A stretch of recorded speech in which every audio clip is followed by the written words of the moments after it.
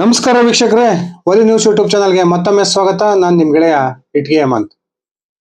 ಅಳೆದು ತೂಗಿ ಬಿಜೆಪಿ ಕೇಂದ್ರೀಯ ಚುನಾವಣಾ ಸಮಿತಿ ತನ್ನ ಎರಡನೇ ಪಟ್ಟಿಯನ್ನ ಇದೀಗ ಬಿಡುಗಡೆಗೊಳಿಸಿದ್ದು, ಕರ್ನಾಟಕದ 28 ಲೋಕಸಭಾ ಕ್ಷೇತ್ರಗಳ ಪೈಕಿ 20 ಲೋಕಸಭಾ ಕ್ಷೇತ್ರಗಳಿಗೆ ತನ್ನ ಅಭ್ಯರ್ಥಿ ಹೆಸರನ್ನ ಪ್ರಕಟಿಸಿದೆ. ಇನ್ನುಳಿದ 8 ಕ್ಷೇತ್ರಗಳನ್ನ ಪೆಂಡಿಂಗ್ ಇಟ್ಕೊಂಡಿರ್ತಕ್ಕಂತ ಬಿಜೆಪಿ ಇದೀಗ 20 ಲೋಕಸಭಾ ಕ್ಷೇತ್ರಗಳ ಪೈಕಿ 10 ಹಾಲಿ ಸಂಸದರಿಗೆ ಮಣೆಯನ್ನ ಹಾಕಿದರೆ, ಇನ್ನುಳಿದಂತಹ 10 ಲೋಕಸಭಾ ಕ್ಷೇತ್ರಗಳಲ್ಲಿ ಹೊಸ ಮುಖಗಳಿಗೆ ಮಣೆಯನ್ನ ಹಾಕಿದ್ದು, ಕೆಲವೊಂದು ಅಚ್ಚರಿ ಹಾಗೂ ಆಶ್ಚರ್ಯಕರ ಅಭ್ಯರ್ಥಿಗಳನ್ನ ಪ್ರಕಟಿಸಿದೆ.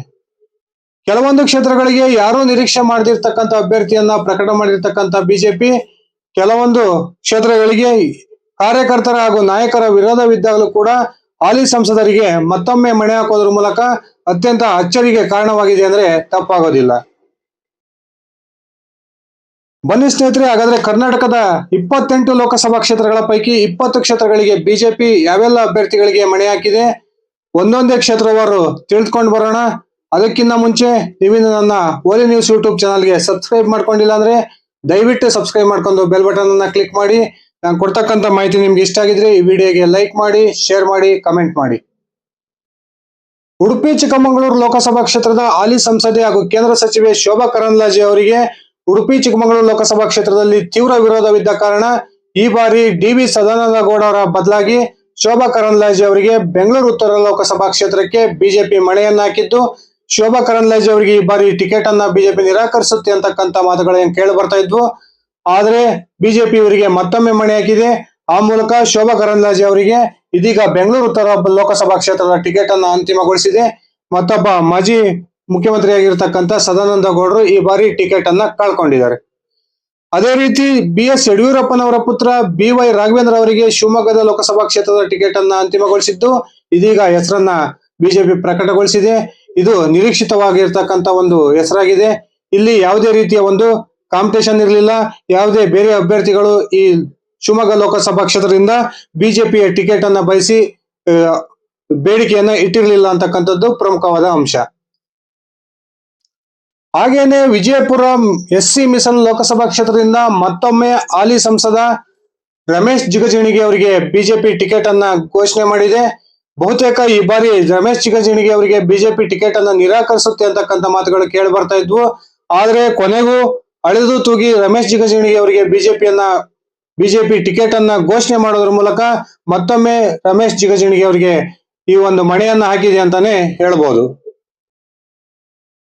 ಹಾಗೇನೆ ಚಾಮರಾಜನಗರ ಎಸ್ಸಿ ಮೀಸಲು ಲೋಕಸಭಾ ಕ್ಷೇತ್ರದಿಂದ ಹಾಲಿ ಸಂಸದ ಶ್ರೀನಿವಾಸ್ ಪ್ರಸಾದ್ ಅವರ ರಾಜಕೀಯ ನಿವೃತ್ತಿಯ ಕಾರಣಕ್ಕೆ ಈ ಬಾರಿ ಎಸ್ ಬಾಲರಾಜ್ ಅವರಿಗೆ ಬಿಜೆಪಿ ಟಿಕೆಟ್ ಅನ್ನ ಅಂತಿಮಗೊಳಿಸಿ ಹೆಸರನ್ನ ಪ್ರಕಟಗೊಳಿಸಿದೆ. ಇದೀಗ ಬಹುತೇಕ ಶ್ರೀನಿವಾಸ್ ಪ್ರಸಾದ್ ಅವರ ಅಳಿಯ ಡಾಕ್ಟರ್ ಮೋಹನ್ ಅಥವಾ ಮತ್ತೊಬ್ಬ ಅಳಿಯ ಹರ್ಷವರ್ಧನ್ ಅವರಿಗೆ ಬಿಜೆಪಿ ಟಿಕೆಟ್ ಕೊಡುತ್ತೆ ಅಂತ ನಿರೀಕ್ಷೆ ಇತ್ತು. ಆದ್ರೆ ಇದೀಗ ಎಸ್ ಬಾಲರಾಜ್ ಅವರಿಗೆ ಬಿಜೆಪಿ ಮಣೆ ಹಾಕಿದೆ. ಹಾಗೇನೆ ಅತ್ಯಂತ ಹೆಚ್ಚು ಕುತೂಹಲನ ಕೆರಳಿಸಿದಂತಹ ಹಾವೇರಿ ಲೋಕಸಭಾ ಕ್ಷೇತ್ರದಿಂದ ಮಾಜಿ ಮುಖ್ಯಮಂತ್ರಿ ಬಸವರಾಜ ಬೊಮ್ಮಾಯಿ ಅವರಿಗೆ ಬಿಜೆಪಿ ಟಿಕೆಟ್ ಅನ್ನ ಘೋಷಣೆ ಮಾಡಿದ್ದು, ಇಲ್ಲಿ ಬಹುತೇಕ ಕೆ.ಎಸ್. ಈಶ್ವರಪ್ಪನವರ ಪುತ್ರ ಕೆ.ಇ. ಕಾಂತೇಶ್ ಅವರು ಬಂಡಾಯ ಅಭ್ಯರ್ಥಿಯಾಗಿ ಚುನಾವಣೆಗೆ ಸ್ಪರ್ಧೆ ಮಾಡಬಹುದು ಅಂತಕ್ಕಂಥ ನಿರೀಕ್ಷೆ ಇದೆ.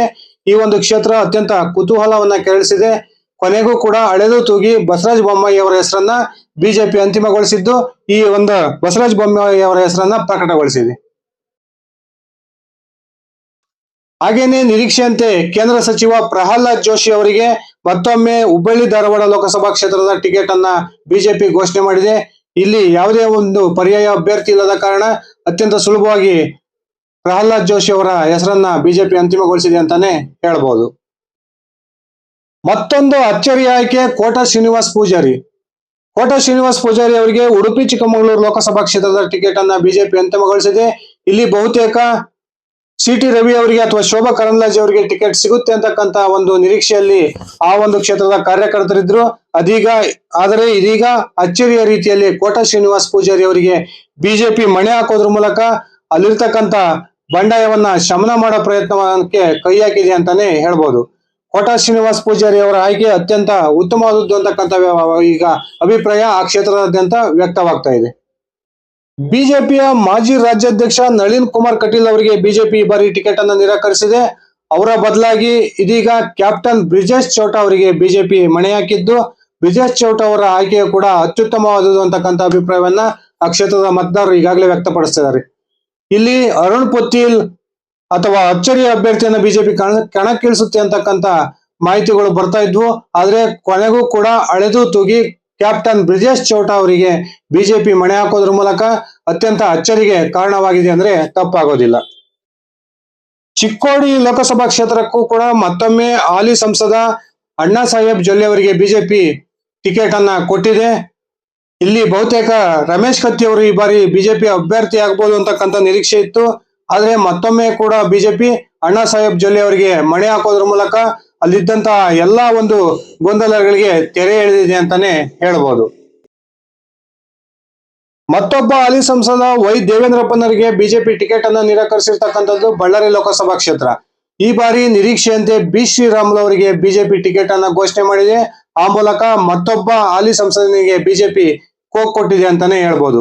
ಬಿ ಶ್ರೀರಾಮುಲು ಅವರು ಬಳ್ಳಾರಿ ಲೋಕಸಭಾ ಕ್ಷೇತ್ರದ ಚುನಾವಣೆ ಕಣಕ್ಕಿಳಿತಾರೆ ಅಂತಕ್ಕಂಥ ನಿರೀಕ್ಷೆ ಇದೀಗ ಸತ್ಯವಾಗಿದೆ ಅಂತಕ್ಕಂಥ ಮಾಹಿತಿಗಳು ಬರ್ತಾ ಇದಾವೆ. ಆ ಮೂಲಕ ಮತ್ತೊಬ್ಬ ಹಾಲಿ ಸಂಸದನಿಗೆ ಬಳ್ಳಾರಿ ಲೋಕಸಭಾ ಕ್ಷೇತ್ರದಿಂದ ಬಿಜೆಪಿ ಟಿಕೆಟ್ ಅನ್ನ ನಿರಾಕರಿಸಿದೆ.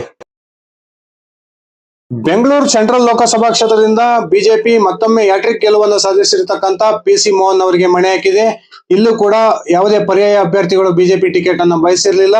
ಅದೇ ಕಾರಣಕ್ಕೆ ಸತತವಾಗಿ ಗೆಲ್ತಾ ಬರ್ತಿರ್ತಕ್ಕಂಥ ಪಿ.ಸಿ. ಮೋಹನ್ ಅವರಿಗೆ ಬಿಜೆಪಿ ಮತ್ತೊಮ್ಮೆ ಮಣೆ ಹಾಕಿದ್ದು, ಈ ಪಿ.ಸಿ. ಮೋಹನ್ ಅವರು ಆ ಒಂದು ಕ್ಷೇತ್ರಕ್ಕೆ ಪ್ರಬಲ ಅಭ್ಯರ್ಥಿ ಅಂತಾನೆ ಬಿಂಬಿತರಾಗಿದ್ದಾರೆ. ನಿರೀಕ್ಷೆಯಂತೆ ಬೆಂಗಳೂರು ದಕ್ಷಿಣ ಲೋಕಸಭಾ ಕ್ಷೇತ್ರಕ್ಕೂ ಕೂಡ ಮತ್ತೊಮ್ಮೆ ಹಾಲಿ ಸಂಸದ ತೇಜಸ್ವಿ ಸೂರ್ಯ ಅವರಿಗೆ ಬಿಜೆಪಿ ಮಣೆಯನ್ನ ಹಾಕಿದೆ.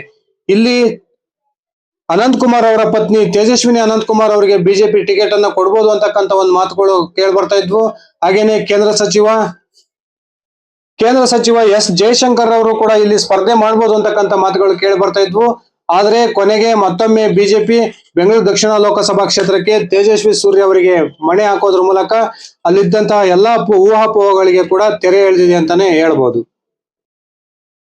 ಮತ್ತೊಂದು ತೀವ್ರ ಕುತೂಹಲವನ್ನ ಕೇಳಿಸಿದ್ದಂತಹ ಲೋಕಸಭಾ ಕ್ಷೇತ್ರ ತುಮಕೂರು ಲೋಕಸಭಾ ಕ್ಷೇತ್ರ. ಜೆ.ಸಿ. ಮಾಧುಸ್ವಾಮಿ ಹಾಗೂ ವಿ ಸೋಮಣ್ಣನವರ ನಡುವೆ ತೀವ್ರ ಜಟಾಪಟಿ ಇದ್ದಂತಹ ಕ್ಷೇತ್ರದಲ್ಲಿ ಕೊನೆಗೂ ಕೂಡ ಸೋಮಣ್ಣ ಅವರ ಕೈ ಮೇಲಾಗಿದೆ. ಬಿಜೆಪಿ ತುಮಕೂರು ಲೋಕಸಭಾ ಕ್ಷೇತ್ರಕ್ಕೆ ವಿ ಸೋಮಣ್ಣನವರಿಗೆ ಮಣೆ ಹಾಕೋದ್ರ ಮೂಲಕ ಮುದ್ದಹನುಮೇಗೌಡ ಹಾಗೂ ಸೋಮಣ್ಣನವರ ಜಟಾಪಟಿಗೆ ಈ ಕ್ಷೇತ್ರ ಸಾಕ್ಷಿಯಾಗುತ್ತೆ ಅಂತಕ್ಕಂಥ ಮಾತನ್ನ ನಾವು ದೃಢೀಕರಿಸಬಹುದು. ನಿರೀಕ್ಷೆಯಂತೆ ಮತ್ತೊಮ್ಮೆ ಗುಲ್ಬರ್ಗಾ ಲೋಕಸಭಾ ಕ್ಷೇತ್ರಕ್ಕೆ ಡಾಕ್ಟರ್ ಉಮೇಶ್ ಜಾಧವ್ ಅವರಿಗೆ ಬಿಜೆಪಿ ಮಣೆ ಹಾಕೋದ್ರ ಮೂಲಕ ಮತ್ತೊಬ್ಬ ಹಾಲಿ ಸಂಸದನನ್ನ ಹಾಗೆ ಉಳಿಸ್ಕೊಂಡಿದೆ ಅಂತಾನೆ ಹೇಳ್ಬೋದು. ಕಳೆದ ಲೋಕಸಭಾ ಚುನಾವಣೆಯಲ್ಲಿ ಈಗಿನ ಹಾಲಿ ಎಐಸಿಸಿ ಅಧ್ಯಕ್ಷರಾಗಿರ್ತಕ್ಕಂಥ ಮಲ್ಲಿಕಾರ್ಜುನ್ ಖರ್ಗೆ ಅವರನ್ನ ಸೋಲಿಸಿದ್ದಂತ ಉಮೇಶ್ ಜಾಧವ್ ಅವರಿಗೆ ಮತ್ತೊಮ್ಮೆ ಅದೃಷ್ಟ ಪರೀಕ್ಷೆಗೆ ಬಿಜೆಪಿ ಇದೀಗ ಮಣೆ ಹಾಕಿದೆ. ಬಹುತೇಕ ಅಲ್ಲಿ ಮತ್ತೊಮ್ಮೆ ಉಮೇಶ್ ಜಾಧವ್ ಅವರ ಗೆಲುವಿನ ವಾತಾವರಣ ಇದೆ ಅಂತಕ್ಕಂಥ ಮಾಹಿತಿಗಳು ಲಭ್ಯವಾಗ್ತಾ ಇದಾವೆ. ಮತ್ತೊಂದು ಅಚ್ಚರಿ ಆಯ್ಕೆ ಡಾಕ್ಟರ್ ಸಿ.ಎನ್. ಮಂಜುನಾಥ್. ದೇವೇಗೌಡರ ಅಳಿಯರಾಗಿರ್ತಕ್ಕಂಥ ಡಾಕ್ಟರ್ ಮಂಜುನಾಥ್ ಅವರನ್ನ ಬೆಂಗಳೂರು ಗ್ರಾಮಾಂತರ ಲೋಕಸಭಾ ಕ್ಷೇತ್ರಕ್ಕೆ ಬಿಜೆಪಿಯ ಚಿಹ್ನೆ ಮೇಲೆ ಬಿಜೆಪಿ ಪಕ್ಷ ಇದೀಗ ಚುನಾವಣಾ ಕಣಕ್ಕಿಳಿಸುವ ತಯಾರಿಯಲ್ಲಿ ತೊಡಕೊಂಡಿದ್ದು, ಡಾಕ್ಟರ್ ಸಿ.ಎನ್. ಮಂಜುನಾಥ್ ಅವರ ಹೆಸರನ್ನ ಅಂತಿಮಗೊಳಿಸಿ ಇದೀಗ ಪ್ರಕಟಗೊಳಿಸೋದ್ರ ಮೂಲಕ ದೇಶದಲ್ಲಿಯೇ ಹೈ ವೋಲ್ಟೇಜ್ ಕ್ಷೇತ್ರವಾಗಿ ಇದೀಗ ಬೆಂಗಳೂರು ಗ್ರಾಮಾಂತರ ಮಾರ್ಪಟ್ಟಿದೆ ಅಂದ್ರೆ ತಪ್ಪಾಗೋದಿಲ್ಲ. ಕಾರ್ಯಕರ್ತರ ಹಾಗೂ ಜನಪ್ರತಿನಿಧಿಗಳ ತೀವ್ರ ವಿರೋಧದ ನಡುವೆಯೂ ಬೀದರ್ ಲೋಕಸಭಾ ಕ್ಷೇತ್ರಕ್ಕೆ ಕೇಂದ್ರ ಸಚಿವ ಭಗವಂತ್ ಖೂಬಾ ಅವರಿಗೆ ಬಿಜೆಪಿ ಮತ್ತೊಮ್ಮೆ ಮಣೆ ಹಾಕಿದ್ದು, ಮತ್ತೊಬ್ಬ ಹಾಲಿ ಸಂಸದನನ್ನ ಹಾಗೆ ಮುಂದುವರಿಸಿದೆ ಅಂತಾನೆ ಹೇಳ್ಬೋದು.